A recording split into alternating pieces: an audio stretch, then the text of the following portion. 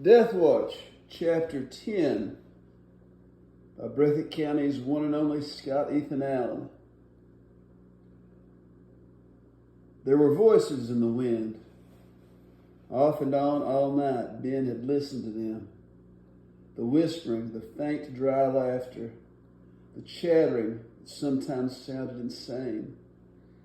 As a little boy, he had heard these wind voices, and they had scared him. But his father had told him that the desert had to talk at night. That it was so silent during the day, it just had to break out into all this talk at night. Ben had never been afraid of the voices after that. He had slept all night, guarded against Maddox by birds that had come at sunset to roost at the mouth of the tunnel. Every time Ben moved in his sleep, they fluttered and cried out, hustling away from him. At dawn, he had shot 6 birds, using only pebbles in the slingshot, saving the buckshot for a time when he might need greater velocity and greater accuracy.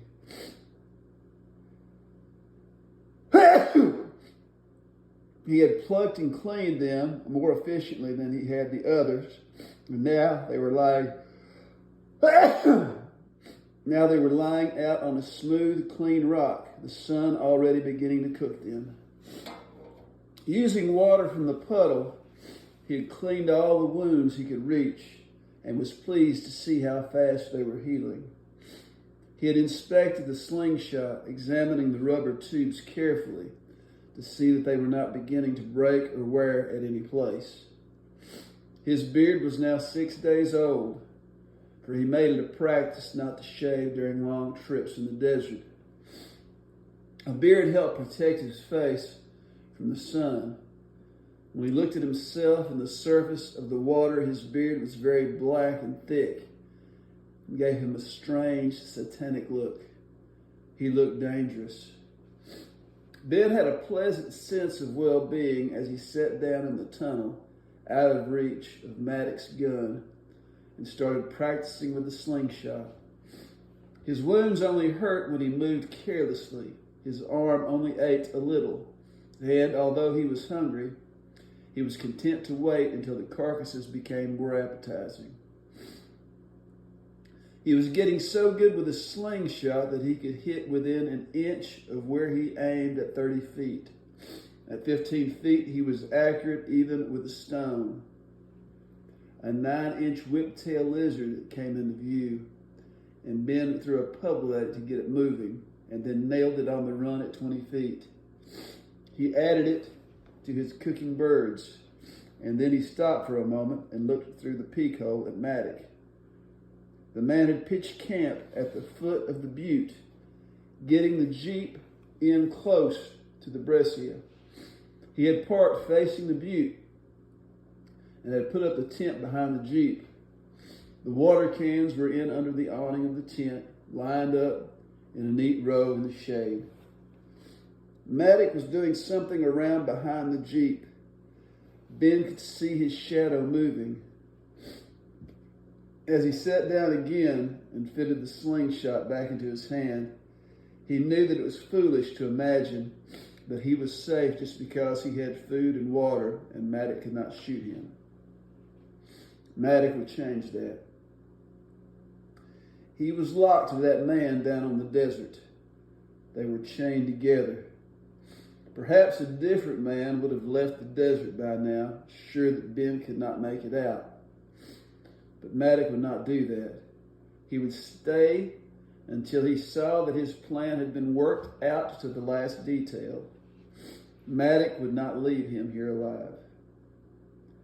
As Ben sat going over in his mind what had happened since the first roar of that 358, a thought formed and became clearer and clearer until he realized that it was the only thing he could do.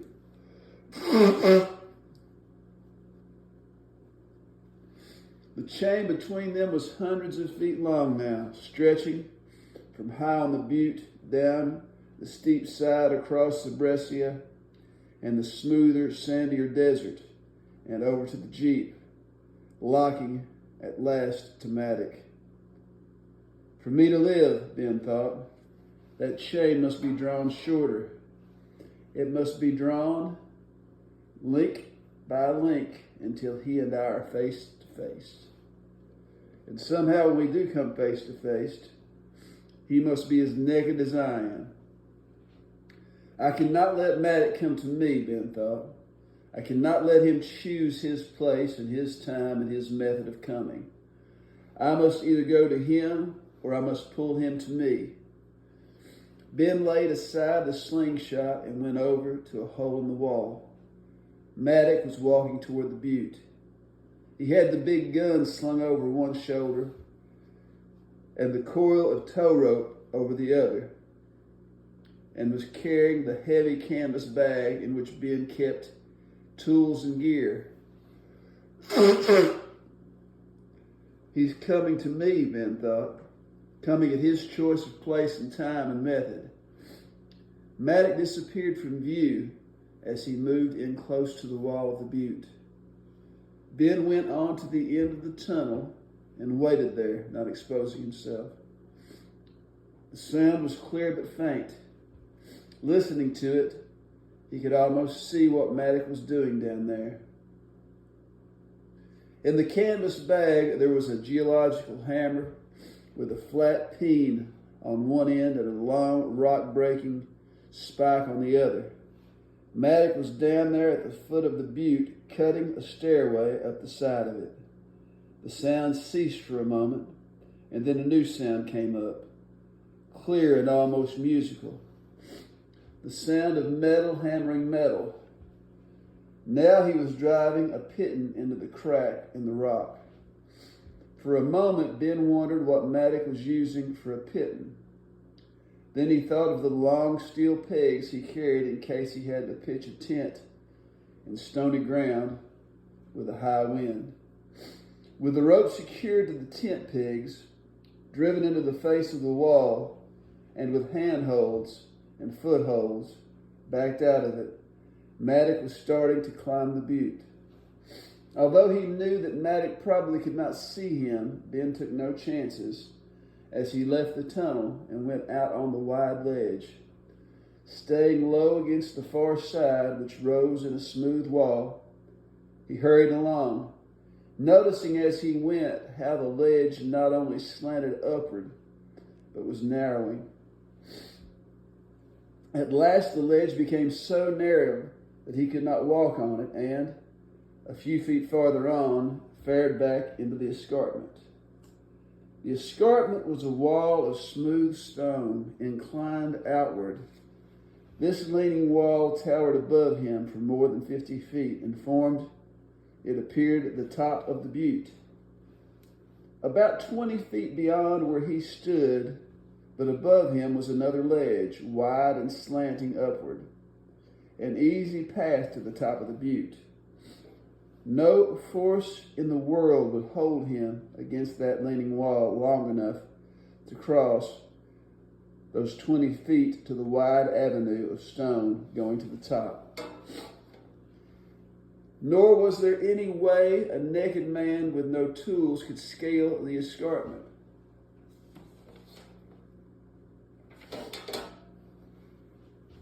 He was confined to this narrow ledge and the tunnel. He was imprisoned here, and Maddox knew that. Ben could now see exactly what Maddox was planning. About where Maddox was, Ben remembered that there was a smooth, unclimbable wall from the breccia to the ledge about 30 feet up. Ben had studied this place longingly, for once on that high ledge, it had looked to him as though the rest of the way up to the top would be no more than a stiff walk. Without tools and rope, he hadn't been able to conquer the first smooth vertical obstacle. Maddox had everything he needed. Ben studied the stone butte from where Maddox would start on the first ledge to where he would end at the top. Wherever Maddox would be in sight, he would be out of range of the slingshot. And at those same places, Ben would be an easy target for the gun. He realized slowly and bitterly that he could not stop Maddox from climbing. He could not even harass him and slow him down. Ben looked across the ledge, 20 feet above him. He studied it for a moment and then slowly looked back along his own ledge and on into the deep shadows of the tunnel.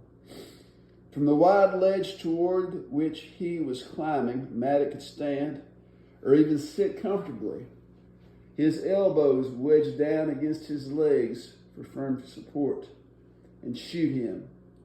Ben could see from one end of the dark tunnel to the other. Not even the bend in the tunnel was enough to conceal him.